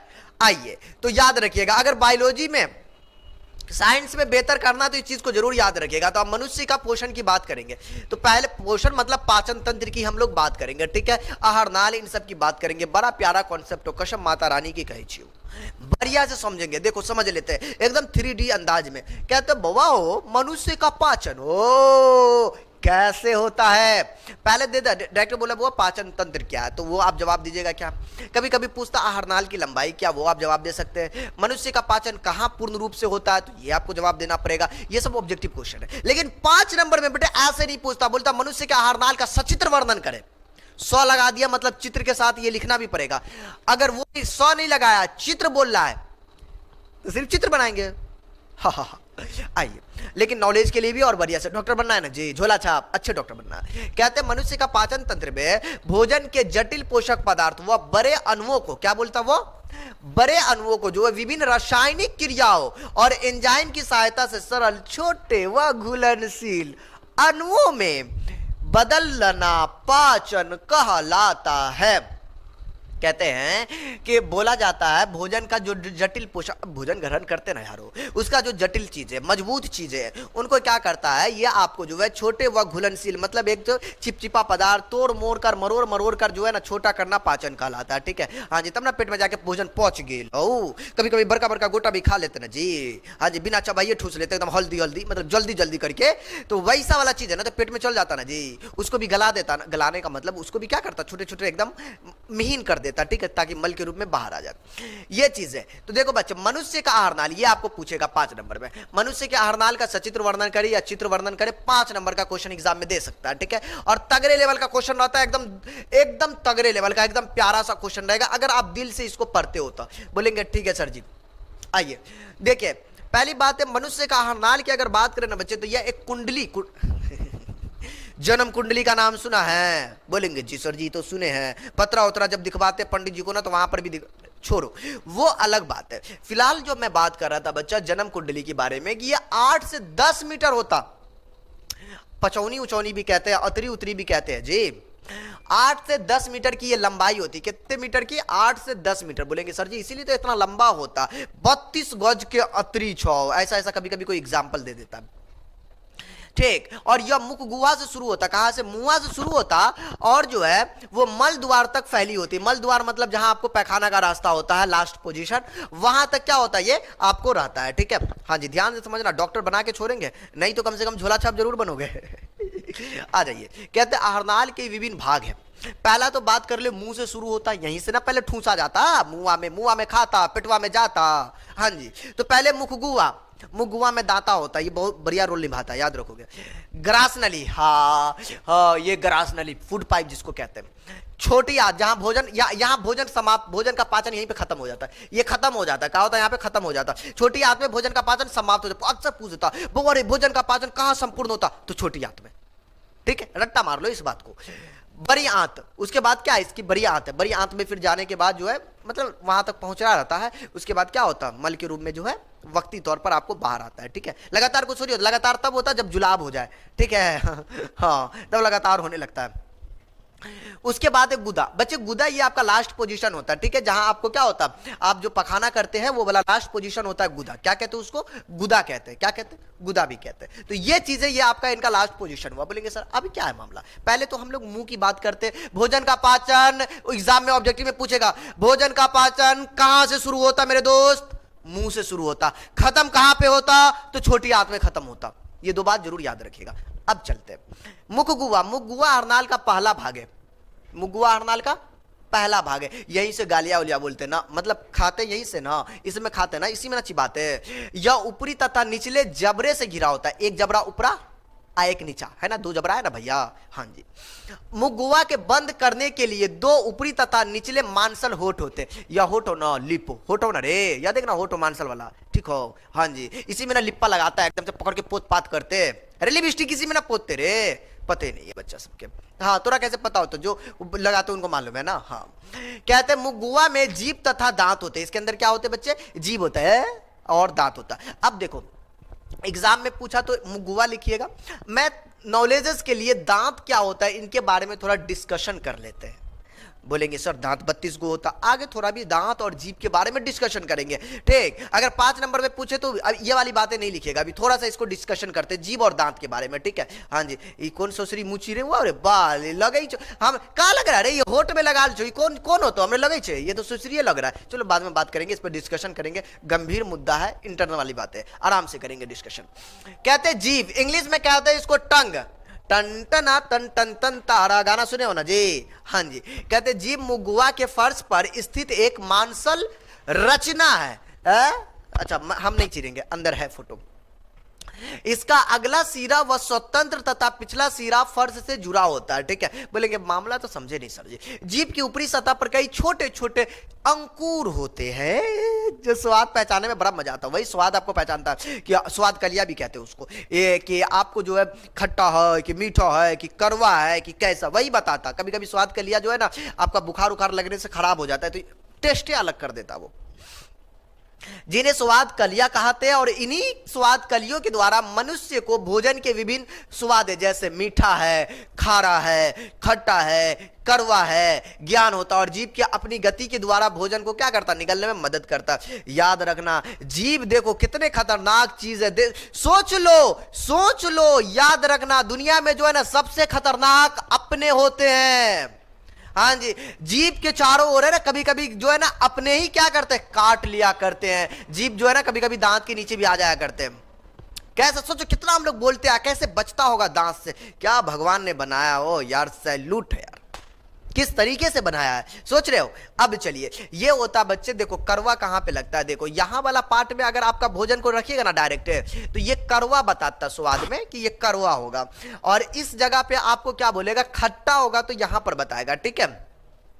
और इस जगह पे जो अगर पहुंचे तो इसको नमकीन बताता है, यहां पे आपको मीठा बताता है, ठीक है। उल्टा ही इस प्रकार भी आपको वही चीज है। तो ये जगह पर आपको अलग अलग पोजीशन है, अलग अलग जीभ का ये है कि वहां पे गया तो खट्टा, यहां पे खारा, यहां पे वही चीजें आपको बताता है। ये जीभ के बारे में था। जीभ तो सब जानते हो बुआ, जीभ में जो होता है ये छोटे छोटे जो अंकुर होते हैं, इसको क्या कहते हैं? स्वाद कलिया कहते हैं। क्या कहते हैं? स्वाद कलिया, ठीक है। हाँ जी, जीभ समझते हो ना, जीभ मतलब या हाँ उसी की बात है। आइए, तो ये जो जीभ है जिस तरीके से ये देखो जीभ लपलपा रही है, हाँ यही जीभ लपलपा रही, देख रहे हो, हाँ चलो चलो चलो ठीक है, लेकिन बढ़िया तरीके से आओ। ये जो जीभ है ये आप, ये रियल वाला है ना, रियल वाला आप देखते हो, तो इसमें उस तरीके का स्वाद कलिया नहीं दिखता, छोटा छोटा अंकुरन वाला दिख रहा है ना, इसी को स्वाद कलिया कहते हैं, ठीक है। और इसके इस साइड अलग टेस्ट है, इसका अलग टेस्ट है, इसका अलग, इसका अलग, इसका अलग टेस्ट होता है, यहाँ पर आपको अलग टेस्ट है, तो ये टेस्टिंग है, तुम टेस्ट करोगे तो ये चीज है। अब हम बात करेंगे इसके होठ, ना होठ के बारे में नहीं, दांत के बारे में बात करेंगे, ठीक है। हाँ जी, तो दांत के बारे में कुछ बातें कर लेते हैं, क्योंकि दांत के बारे में भी जानना है, ठीक है। ये फिगर के बारे में हम लोग डिस्कशन करेंगे, डोंट वरी, ठीक है। हाँ जी, फिलहाल हम लोग दांत के बारे में इसमें समझ लेते हैं, ठीक है। बोलेंगे सर दांत का क्या है, बोलेंगे सर दांत जो होता ना बाबू मेरा सोना, मुगुआ के ऊपरी भाग निचले जबड़े से दांत क्या होता, व्यवस्थित होता, ठीक है। हाँ जी, प्रत्येक दांत के जबड़े में मसूरे से जुड़ा होता, मसूरा समझते हो ना जी, दांत कहीं दिख रहा है जी, हाँ जी, ये तो आपका दांत हुआ। ये दांत जिसमें गथा होता है ना, जो मांसल रचना होता है ना, मांसल जो होता है उसे मसूरा कहते हैं, मसूरा समझते हो ना जी, हाँ जी, मसूरा कहते हैं। और जो है मसूरे से घिरा होता दांत का वह भाग जहां मसूरे से धसा होता उसे जड़ तथा, और वह भाग जो मसूरे का ऊपर जो निकला होता है सीरा या शिखर कहलाता। दांत भोजन को काटने तथा चबाने का कार्य करता, और एक वयस्क मतलब एक जवान मनुष्य में आपको जो है मुगुआ में कुल 32 दांत होते, 32 ना 32, कितने दांत होते हैं, 32 दांत होते टोटल। हाँ जी, अब देखो दांत का कुछ इस टाइप से आपको दिया हुआ ना फिगर के, दांत ये इस तरीके से बोलेंगे, ठीक है। एक आपको जो है वयस्क मनुष्य में कितने दांत होते बच्चे, 32 दांत होते। देखो दांत के कुछ अलग अलग नाम है, के काटने के दांत होते, चबाने के दांत होते, फाड़ने वाला दांत होता है ना जी, हाँ जी। कोई को ज्यादा तोड़ना हो तो हम लोग यहाँ वाले दांत का प्रयोग करते हैं, और इससे करके काटना हो तो ये वाले दांत का प्रयोग अलग अलग है ना, वही चीजें है। यहाँ पे कुछ बातें आपको लिखा गया है, तो हम उसके बारे में थोड़ा सा हम डिस्कशन कर लेते हैं, ठीक है। दंत अस्थि या फिर डेंटाइन, ये क्या होता है और इनके बारे में आप देखो। अब ये भी चीज है ना, ऊपर हमने देख लिया कि भैया जी मुगुआ में कुल 32 दांत होते हैं, मतलब 32 दांतें होते हैं, बोलेंगे ओके सर। अब देखिए डेंटाइन असल में क्या होता है कि ये दांतों को सुरक्षा देता है, ये हल्के पीले रंग का होता है, और ये क्या करता है दांतों को सुरक्षा देता है। सुरक्षा मतलब समझते हो ना, मजबूतियां बनाता है, सुरक्षा रहता है दांतों पे कहते हैं। और यह क्या होता है, यह हड्डी से अधिक कड़ी तथा पीले रंग की होती है, ये हड्डी से अधिक कड़ी होती है, बहुत ज्यादा कड़ी होती है। डेंटाइन के ऊपर जो सतह होता है उसको इनामेल कहते हैं, ठीक है। और इनामेल की एक परत होती है जो दांत को क्या करता है, ये सुरक्षा देती है, ठीक है। तो डेंटाइन एक एक्चुअली सुरक्षा की दृष्टि से है, और कुछ ऐसा ये बात नहीं है, ठीक है। हाँ जी, और ये कहता है दांत के अधिकांश भाग को, दांत का जो भाग होता है ना, ज्यादातर भाग को ये तैयार करता है, तैयार मतलब जन्म लेता है ना जी, उसको तैयार करने का काम करता है, ठीक है। हाँ जी, तो ये चीज है। देखिए दांत के कुछ 4 प्रकार होते हैं, बोलेंगे सर दांत के कौन कौन 4 प्रकार होते हैं। कर्तन होता है, क्या होता है बच्चे, कर्तन, बोलेंगे सर मामला तो समझे नहीं, जिसको इंग्लिश में इंसाइजर कहते हैं। क्या कहते हैं बच्चे, इंसाइजर, बोलेंगे ठीक है जी। अब इंसाइजर की बात हो गई, उसके बाद है भेदक, जिसको क्या कहते हैं बच्चे, कैनाइन कहते हैं। ये भाग है, ये दांत है ना बच्चे, ये चीज है। तो हमारे पास हो गया कैनाइन हो गया। बोलेंगे सर एक होता है अग्र चक्र, अग्र चक्र चरवर्णक, अग्र चरवर्णक, उसके बाद या प्रीमोलर इसको कहते हैं, ठीक है। एक ये हो गया भैया जी, एक प्रीमोलर हो गया जी, ओके जी। एक होता है चवर्णक या फिर मोलर होता है, बोलेंगे ठीक है सर। तो 4 भाग था, एक इंसाइजर था, तो जो सामने वाले दांत होते हैं इसको इंसाइजर कहते हैं, ठीक है। उसके बाद वाला जो यहां पर वाला जो दांत है इसको कहते हैं प्रीमोलर कहते हैं, ठीक है, जो इस टाइप से होता है। और ये चहुआ को कहते हैं मोलर, और नीचे वाले साइड ये ऊपरा वाला है ना, ऊपरा वाला कि ये वाला कोना वाला दांत को कहते हैं कैनाइन कहते हैं, ठीक। बोलेंगे ओके जी। ये हमारे पास 4 भाग था, ये चारों भागों से छोटी सी डिस्कशन हम लोग कर लेते हैं, ठीक है। ओके जी, ओके। अब ध्यान दो यार, कोई बड़ी चीज नहीं है यार, ये देखो क्या कहता है, जब हम कोई मीठी चीज खाते थोड़ा सा दंत अस्थि क्षय की बात कर लेते, ठीक है। ये थोड़ा सा सुरक्षा की दृष्टि से भी इस बात पे गौर करना हमारा लाजमी है। पर प्रश्न ये है, मतलब कहते ही है कि जब हम कोई मीठी चीज खाते, बोलेंगे एकदम बचपन में ना चपर चपर करके एकदम चपा गए, हाँ जी, वैसा वाला कुछ चक्कर हो। तो कहते हैं जब मिठाई या चॉकलेट या आइसक्रीम को क्या करते हैं हम लोग खाते हैं, तथा खाना खाने के बाद अपने दांतों को अच्छी तरह से साफ नहीं करते। खाना खाए दांत को साफ नहीं किए, जैसे नाइट में खाना खाए अक्सर दांत को साफ नहीं करते। देखो दांत साफ करना हमारे लिए बहुत लाजमी, वरना दांत का जो प्रॉब्लम है, कसम माता रानी की, जो दर्द देता है ना, बहुत प्रॉब्लम होता है। इनमें स्थित शक्कर या बैक्टीरिया होता है। क्या होता है बच्चे? इसमें स्थित शक्कर या बैक्टीरिया होता है। ये दांतों से चिपक जाते हैं, दतवा में ना चिपक गेलो, चिपक गेलो तो समझ ले फिर की हो तो बैक्टीरिया जन्म लेता हो।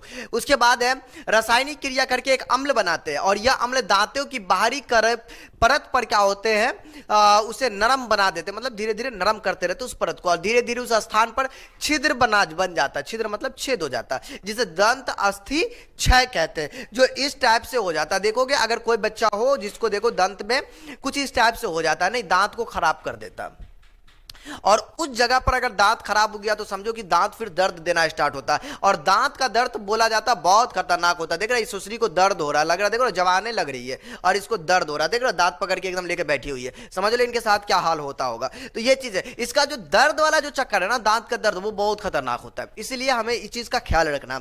और जब अगर आप पढ़ रहे हो तो इस चीज का हमें नहीं ख्याल रखेंगे तो कौन रखेगा बताओ? पढ़ा लिखा बच्चा नहीं रखेगा तो मूर्खा रखता है, समझे? हाँ जी, आगे चलिए। आगे इस प्रकार से जो है कुछ कहता बवा, इसे अच्छी प्रकार से साफ नहीं किया जाता है, तब यह दांतों पर क्या होता है, अस्थायी तौर पे बना होता है। यह परत दांत का प्लाक कहलाता है। क्या कहलाता है? ये दंत प्लाक कहते हैं इसको, दंत प्लाक। इसलिए भोजन के बाद दांतों को नियमित रूप से अच्छे दंतमंजन से क्या करना चाहिए? साफ करना चाहिए, ठीक है। तो ये बातें अगर आप ऐसा नहीं करते तो फिर आपको वो दांत पे वो परत जम जाएगा, फिर पकड़ के आपको बड़ा तकलीफ देगा, ठीक है। कहते हैं मनुष्य के जो दूध के दांत होते हैं वो तकरीबन 20 दांत होते हैं। दूध का दांत जिसको नहीं कहते जी, दूध का दांत टूट में ना कर लो, लड़ाई करे आगे ले, पहले जो दूध का दांत तुड़वा के आ। तो ये दूध का दांत जो है ना वो 20 होते हैं तकरीबन। वैसे जो वयस्क मनुष्य होते हैं तो उसमें 32 होते हैं। जैसे हम लोगों में कितने दांत होंगे? 32 दांत होंगे। बोलेंगे सर ग्रसनी, याद रखिए अगर आपके एग्जाम में पूछता तो अगर दांत के बारे में थोड़ा सा बात लिख दीजिएगा, जीभ के बारे में थोड़ी सी बात लिखिएगा, उसके बाद आप इस पर आ जाइएगा, ठीक है। हाँ जी, 5 नंबर में जब प्रश्न पूछता है तो कहते हैं मुगुआ का ये पिछला भाग ग्रसनी होता है। मुगुआ का जो ना पीछे वाला भाग है, एक्चुअली ऐसे तो नहीं दिखाएंगे, यहाँ दिखाएंगे, ठीक है। हाँ जी, ये क्या होता है बच्चे? पिछला हुआ भाग क्या होता है कि ग्रसनी कहलाता है। बोलेंगे ठीक है जी। और इसमें 2 छिद्र होते हैं। क्या होते हैं बच्चे? 2 छिद्र, एक निगल द्वार जो आहारनाल से निकलता है, बोलेंगे सर एक निगल द्वार होता है, और एक होता है आपको क्या होता है बच्चा? एक होता है आपको कंठ द्वार होता है जो श्वास नली में खुलता है। देखो हमारे पास, देखो बड़ा अजीब है यार, भगवान ने किस तरीके से रचना किया है। एक तो होता है आप खाना खाने के लिए होता है, ठीक है, खाना जो खाते हैं उसके लिए, और एक जस्ट होता है जो ऊपर की ओर नखिया से जुड़ा होता है, जिसको क्या कहते हैं? सांस लेने के लिए होता है। हम लोग के पास ऑप्शन है, नाक बंद कर लेंगे फिर भी सांस ले सकते हैं, मुंह बंद कर लेंगे फिर भी सांस ले सकते हैं। कभी कभी क्या होता है कि अगर आपको कभी सरक जाता है, कुछ ऐसा हो जाता है तो अपना भोजन जो है ना यार नाक होके भी आ जाता है। ऐसा कभी हुआ है किसी के साथ? नहीं हुआ है, चलो ठीक है, लेकिन इस तरीके से भी हो सकता है। तो ये बहुत खतरनाक होता है, ठीक है। हाँ जी, यहां तक भी कभी कभी पहुंच जाता है, वो बड़ा खतरनाक चीज है। तो याद रखिएगा ग्रसनी क्या है? ग्रसनी जो होता है ये आपको जो है मुगुआ का पिछला भाग ग्रसनी कहलाता है। इसमें 2 छिद्र होते हैं, एक निगल द्वार और एक कंठ द्वार होते हैं। बोलेंगे ठीक है सर जी। उसके बाद है ग्रास नली बाबू। क्या है ग्रास नली?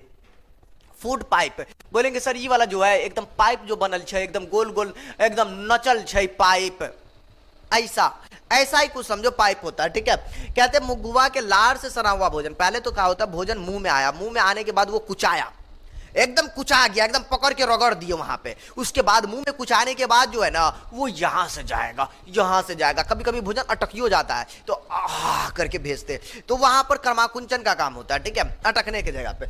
निगल द्वार के द्वारा ग्रास नली में पहुंचता। कहां पहुंचता बच्चे? ग्रास नली में, ठीक है, फूड पाइप में। भोजन के पहुंचते ही ग्रास नली की दीवार में तरंग की तरह संकुचन या सिकुड़न होता है। एक तरंग की तरह ऐसे करेगा, फैलेगा फिर सिकुड़ेगा, ये काम होगा। और इस फैलाव शुरू होते ही जिसे कर्माकुंचन कहलाता। और इस प्रकार की गति के कारण भोजन धीरे धीरे क्या होता है? खिसक कर आगे जाता है। देखो ये आपका भोजनालय हुआ, मुंह में से तो ठूसा यहां से यहां पर आया, एकदम से ऐसे सिकुड़ेगा फैलेगा, इसी को सिकुड़ना फैलाना कर्माकुंचन कहलाता है, ठीक है। ये देखो भोजन फिर सिकुड़ा फिर फैला आगे गया, फिर सिकुड़ा फैलाया फिर आगे निकला, इस टाइप से। तब ना एक के दान में जल्दी जो आके जल्दी से ठूस लिए, एकदम अटकने लगता है, एकदम से थोड़ा सा पानी, ये जो हुआ यही कर्माकुंचन कहलाता है, ठीक है। हाँ जी, इस पोजीशन को क्या कहेंगे? बोलेंगे कर्माकुंचन कहेंगे। बोलेंगे ठीक है सर जी। आइए कुछ हम बातें और कर लेते थे। ये जो था हमारा ग्रसनी था, बोले थे ना ये पीछे वाले 2 भाग होते हैं, ठीक है, तो ये आपको जो है मुंह गुहा वाला हुआ, और इसके बाद एक आपको ऊपर जाता है जो आपको क्या होता है, ये आपको सांस लेने के लिए एक्चुअली नहीं, हाँ जी, जो यहाँ से आपको निकल जाता है सांस, और ये हुआ आपका मुंह के लिए। दो चीजें हैं। बोलेंगे ओके सर जी। अब देखिए ये आपको जो है यह इसी की हम बात करें तो ये एक्चुअली आपका होता है क्या चीज, फूड पाइप से जुड़ा हुआ होता है ट्रैकिया। क्या होता है बच्चे, ये ट्रैकिया होता है, जो गोल गोल होता है, कुरकुर होता है, यहाँ देखिए ना ऐसा टाइप का होता है, हाँ जी, तो ये ट्रैकिया इसको कहते हैं। ठीक है, इसके बाद हम लोग आगे की बात करते हैं। ठीक है, ध्यान दीजिएगा, ध्यान से सुनिएगा, हम बहुत प्यार से आपको समझाने वाले। ठीक है, आइए, कर्माकुंचन हो गया, उसके बाद जो हम लोग अमाशय की बात करेंगे, किसकी बात करेंगे बच्चे, अमाशय। ठीक है, हाँ जी, अमाशय। अमाशय को अपने भाषा में पेट कहते हैं। अमाशय को क्या कहते हैं, पेट कहते हैं। ये जो है ना, ये पेट, ये पेट को, अमाशय को पेट कहते हैं। ठीक है, अमाशय, अमाशय इज पेट। ठीक, ओके जी, हाँ जी, कहते हैं ना पेट में बौआ रहता है, मतलब शिशु रहता है, पेट में नहीं रहता है। पेट भोजन के लिए बनाया गया। ठीक है, हाँ जी, यूट्रस में वो बच्चे होते हैं ना, यूट्रस में रहते हैं, तो ये चीज है, तो पेट का अलग कॉन्सेप्ट है। ठीक, हाँ जी, तो अमाशय का मतलब पेट होता है, जहां भोजन जाके बैठता है।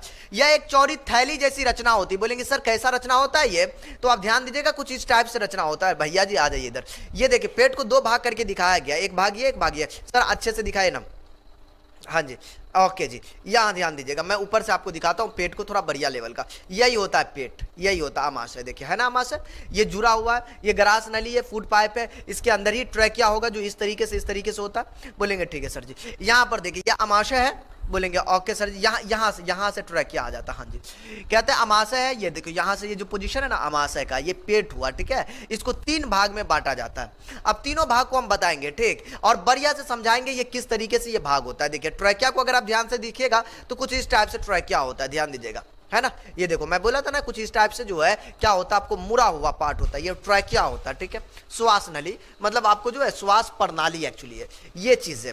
तो अब बात करेंगे इसमें हम लोग अमाशय के बारे में, पेट के बारे में बात कर रहे थे। ठीक है, आइए पेट देखिए, ध्यान से समझिएगा पेट को। कहते हैं अमाशय की भीतरी सतह पर, अमाशय के भीतरी सतह पर जठर ग्रंथियों से जठर रस का स्राव होता है, और इस स्राव में मुख्य 3 प्रकार के पदार्थ पाए जाते हैं, एक हाइड्रोक्लोरिक अम्ल, पेप्सिन तथा म्यूकस। बोलेंगे मामला नहीं समझा। देखो कहता है अमाशय में जो होता है ना 3 प्रकार का, हाइड्रोक्लोरिक HCl, क्या चीज, एसिड, समझ रहे हो ना, HCl पाया जाता है, दुनिया के टॉप मोस्ट एसिड में से ये आता है। सोचो हमारा पेटवा में ये होता है, सोचो फिर भी हमारा पेटवा गलता नहीं है। बोलेंगे बाप रे कितना खतरनाक, इसका ओरिजिनल काम क्या, मेरी बात सुन लो। तूने बिना हाथ धोए हुए या धोकर आया खाया, तूने भोजन खाया, बोलेंगे ठीक है सर जी, भोजन ग्रहण किया, उसके साथ बैक्टीरिया आया, मुंह से कुछ बैक्टीरिया बच जाता है ना, मुंह में भी एक आपको एंजाइम होता है जो बैक्टीरिया को समाप्त करता है, बट वहां से बचा, बचने के बाद ससुर के नाती इंतजार करता हाइड्रोक्लोरिक अम्ल पेटवा में, बोलता कितना तू खतरनाक है, कितना तू छिहत्तर होगा, दंदन्नी वाले को बुलाता है अपने पास, जैसे भोजन के रूप में आता बैक्टीरिया उसको क्या करता है, ये जला देता है, डायरेक्ट जला दिया। ये कहां होता है, पेटवा में होता है। ठीक है, ये बहुत खतरनाक होता है। कभी कभी क्या होता है कि आपको जो है ना उल्टी होता है, उल्टी होने के बाद कभी कभी क्या होता है कि वो एकदम इतना खतरनाक जलन के तरीके से कभी कभी निकलने लगता है, वही होता है हाइड्रोक्लोरिक एसिड। बहुत खतरनाक, एकदम अलग ही महसूस होगा, लगेगा कि पूरा गर्दन पूरा मुंह हाथ सब जल गया उल्टी होने के बाद। ऐसा वाला महसूस हो तो समझ जाओ कि वो हाइड्रोक्लोरिक अम्ल है। कौन सा अम्ल है, हाइड्रोक्लोरिक अम्ल। ठीक, कभी कभी उल्टी में ऐसा हो जाता है, एकदम जला देता पकड़ के ससुर के रात, एकदम खतरनाक होता। ठीक है, तो ये बैक्टीरिया को मारने में, खाना को पचाने में काम करता। कोई कोई खतरनाक होता, कोई कोई भोजन होता आई एम द ग्रेटेस्ट काबिल, उसको ये गलाने का काम करता है। और समझ रहे हो ना, हाँ, तो ये बातें याद रखिएगा। तो अमाशय में 3 प्रकार के पदार्थ पाए जाते हैं, एक आपको हाइड्रोक्लोरिक अम्ल होता है, एक पेप्सिन होता है, एक म्यूकस होता है। बोलेंगे सर हाइड्रोक्लोरिक के बारे में बताया, पेप्सिन के बारे में नहीं बताइएगा, म्यूकस के बारे में नहीं बताइएगा। ठीक है भैया जी, 3 भाग में बटा, मैं पहले बोला था अमाशय में 3 चीजें। ठीक है, 3 प्रकार के पदार्थ एक्चुअली।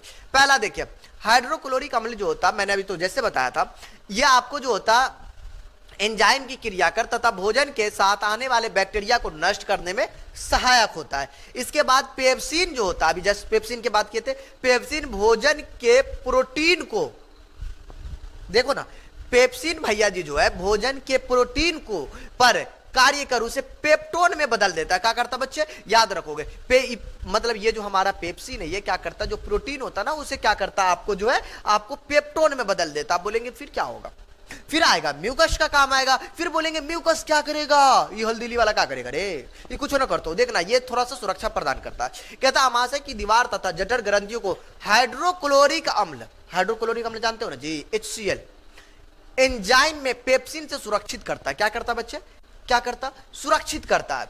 हाँ और अमाशय में अब भोजन का स्वरूप गाढ़े लय की तरह क्या होता हो जाता है। देखो भोजन आने के बाद, पेट में आने के बाद जो है ना गाढ़े ले बन जाता है, ये समझते हो ना, थोड़ा सा ये होता है, थोड़ा सा एकदम ये हो जाता है, ठीक है, वर्ड लिक्विड फॉर्म में आ जाता है, ठीक।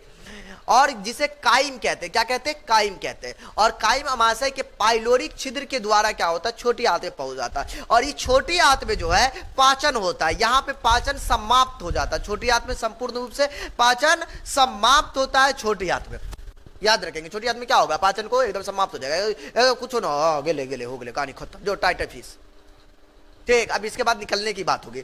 तो ये चीजें हैं, याद रखोगे। हमारा जो म्यूकस होता है ये अमाशय की दीवार जठर ग्रंथियों को हाइड्रोक्लोरिक अम्ल से क्या करता है, सुरक्षित करता है, से सुरक्षित रखता है, ठीक। याद रखोगे, सुरक्षित का मतलब रक्षा करता है। ये जो होता है ना, जैसे आपको देखिए, जैसे ये है ना बाबू, ये इसके दीवार जो बना होता है ना, ये एक्चुअली जो होता है ना, ये आपको म्यूकस की बात होती है, ठीक। ये जैसे इसके अंदर HCl हुआ, इसके अंदर अदर केमिकल हुआ ना, इन सबको क्या करता है, एक्चुअली इसे सुरक्षित रहता है, वरना ये पिटवा नहीं जल जाएगा। सोचो ना, हाइड्रोक्लोरिक द ग्रेटेस्ट केमिकल में से आता है ये।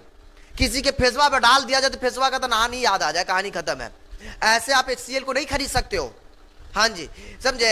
मिल वो करेगा तो वो आपको 100% नहीं देगा, वो बहुत खतरनाक होता है हाइड्रोक्लोरिक एसिड। तो सोचो, लेकिन पेट का उतना खतरनाक नहीं होता, लेकिन फिर भी हमारे बॉडी को ना खराबी पहुंचे उसके लिए ये चीज होता है, सुरक्षा करने के लिए रहता है, ठीक है, हाँ जी। तो ये बातें थी आपके म्यूकस के बारे में, ठीक। बोलेंगे ओके सर जी, अब देखो छोटी आंत, बोलेंगे सर छोटी आंत का क्या है मामला, ध्यान से देखिएगा। ये आपका छोटी आंत है, क्या है बच्चे, ये छोटी आंत है। बोलेंगे सर ये मोटा वाला बड़ी आंत का रूप ले लिया, ठीक है। और ये जस्ट आपको जो है ना यहां से निकला हुआ, ये छोटी आंत है, कुछ इस टाइप से है ना, ये आपका छोटी आंत हुआ, छोटी आंत, क्लियर है। बोलेंगे ओके सर जी, तो ये छोटी आंत है। इसके बाद हम लोग बात, इससे भोजन जो है ना बड़ी आंत में जाता है, ये बड़ी आंत है ना, इसके बाद भोजन बड़ी आंत में जाता है, ठीक है।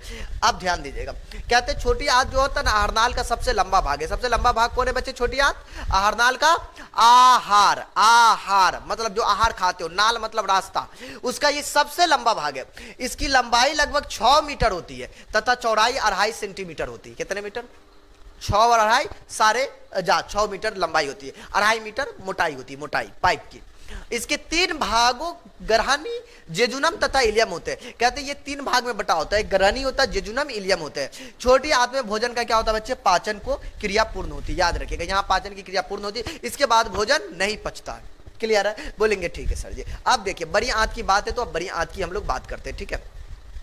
आ जाइए, ध्यान से सुनिएगा आप बड़ी आंत के बारे में। बोलेंगे सर अब क्या, कहते हैं बड़ी आंत जो है ना, छोटी आंत आहारनाल के अगले भाग बड़ी आंत में खुलती है। क्या कहता है, बोले जो छोटी आंत होती है ना बच्चे, वो आहारनाल के अगले भाग बड़ी आंत में खुलती है। किस में खुलती है बच्चे, बड़ी आंत में खुलती है। उसके बाद कहता है बड़ी जो है ना, बड़ी आंत 2 भागों में बटा होता है। कितने भागों में बटा होता है बच्चे, 2 भागों। बड़ी आंत कितने भागों में, 2 भागों में बटा होता है। कहते हैं एक भाग कोलोन कहलाता है। क्या कहलाता है बच्चा, एक भाग कोलोन कहलाता तथा मलाशय या रेक्टम कहलाता है। बोलेंगे अब नहीं समझे, देखिए बड़ी आंत जो होता है लास्ट पोजीशन होता है, ठीक है, जो मल के रूप में रास्ता को आपको बाहर करने में काम होता है। कहते हैं बड़ी आंत जो है ना, वो आपको जो है 2 भाग में बटा होता है। एक कोलन होता, दूसरा भाग होता मलाशय या रेक्टम कहते हैं, जहां आपको जो है ना मल जो है ना रुक रुक के जो है आपको पखाना के रूप में बाहर निकलता है, ठीक है। और अंत में जो है अपचा भोजन के रूप में अस्थायी तौर पर केवल रेक्टम में संचित रहता। कहां, रेक्टम में। और जहां से क्या होता, यह समय समय पर मल द्वार द्वारा, जिसको गुदा कहते हैं, मल द्वार के रास्ते क्या होता, बाहर निकल जाता। कभी कभी ये डायरेक्ट भी हो जाता है। ये तभी हो सकता है जब आपका पेट खराब हो, ठीक है, हाँ जी, क्योंकि वो लिक्विड फॉर्म में आ जाता तो रुकना थोड़ा मुश्किल होता है, तो ये थोड़ा दिक्कत होता है उस समय, ठीक है। ये चीजें हैं।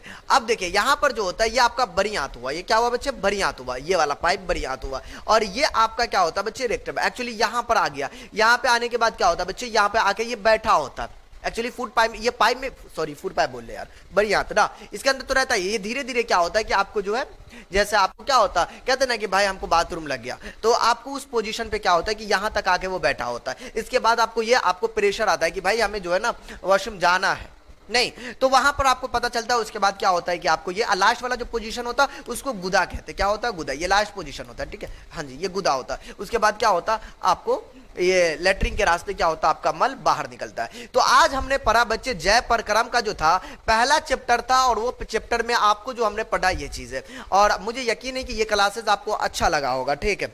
और अगर आप इसका नोट्स फुल्ली बनाना चाहते हो तो भाई वीडियो पॉज करके भी नोट्स आराम से बना सकते हो। अगर इस तरीके से नोट्स नहीं बना पाते हो, आप सोच रहे हो कि भैया जी हमको ये नोट्स चाहिए ऐसा सेम टू सेम, तो आपको यूनिक क्लासेस का एप्लीकेशन डाउनलोड करना पड़ेगा। बोलेंगे जी सर जी एप्लीकेशन डाउनलोड कर लेंगे। अब इसके बाद सर क्या करेंगे? एप्लीकेशन डाउनलोड करने के बाद बोलेंगे सर क्या करेंगे? उसके बाद आपको जो है नोट्स आपको डाउनलोड करने का मौका मिल जाएगा। आप आसानी से डाउनलोड कर सकते हो, ठीक है। उसी प्रकार से हम लोग अगला चैप्टर की बात करेंगे, श्वसन की बात करेंगे, रसायन शास्त्र, उसके बाद फिजिक्स, सबको एक एक क्लास में ले जाएंगे और एक एक चैप्टर में एक दिन में समाप्त। कोई भी प्रॉब्लम नहीं होने वाला, आपको एक दिन में एक एक चैप्टर समाप्त हो जाएगा, ठीक है। और बढ़िया से आप बना सकते हो। और क्लास कैसा लगा कमेंट करके हमको जरूर बताइएगा। अगर कहीं पे किसी भी प्रकार का आपको प्रॉब्लम लगे, इशू लगे कि भैया जी हमको यहाँ पे प्रॉब्लम है, तो आप हमें बताइएगा कि सर ये बातें नहीं समझ में आ। देखो हम तो बागेश्वर बाबा है नहीं कि जो आपका फ्यूचर जान ले कि कहां पे आपको प्रॉब्लम होगा, ठीक है। हाँ जी, हो सकता है कुछ बातें ऐसा ना समझ में, आप हमें कमेंट कर सकते हो कि सर यहाँ पे हमको प्रॉब्लम है, तो हम हो सकता है तो मैं क्लियर कर दूं, नहीं तो फिर दूसरे नेक्स्ट वाले लाइव क्लास में आके भी क्लियर कर सकते हैं। तो आज के लिए इतना ही, फिर मिलते हैं किसी नेक्स्ट क्लास में। ओके, टेक केयर, जय हिंद।